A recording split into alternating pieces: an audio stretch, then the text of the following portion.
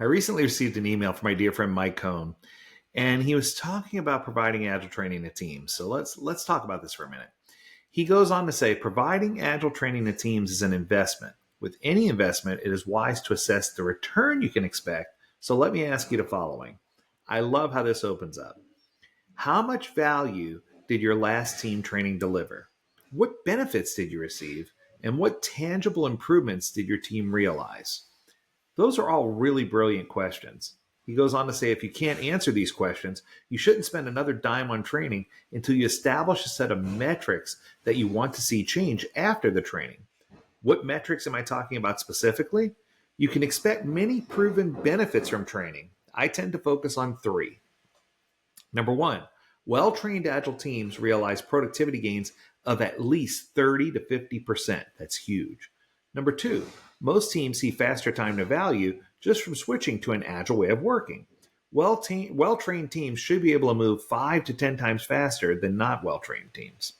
And then number three, organizations can expect well trained teams and well structured agile teams to be around 40% more predictable with their estimates. That alone is enough for me. But what I can tell you is these three things are things that I have seen as well. Mike has a blog post about this called Do the Proven Benefits of Agile Training Justify the Cost?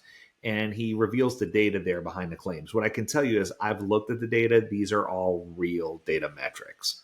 So in addition to these three, you might want to consider other benefits like improved innovation, higher user and stakeholder satisfaction, and better quality products.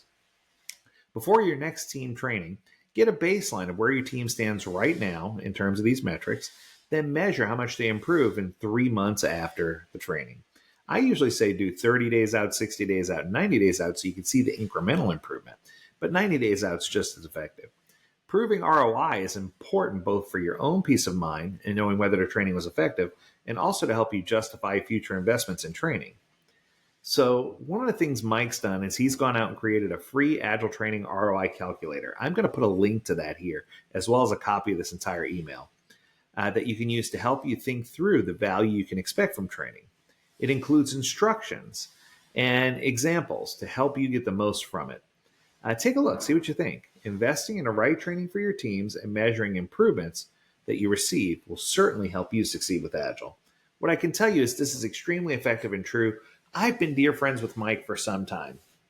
And what I can tell you is if there's ever a situation where I'm all booked, my first go-to person with regard to sending clients or a private business is definitely to send them Mike's way.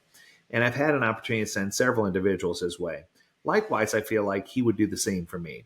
So my challenge for you, I encourage you that if you're thinking about training at this point, ask yourself those questions, set some benchmarks, and then look, here's another great tool that he didn't mention.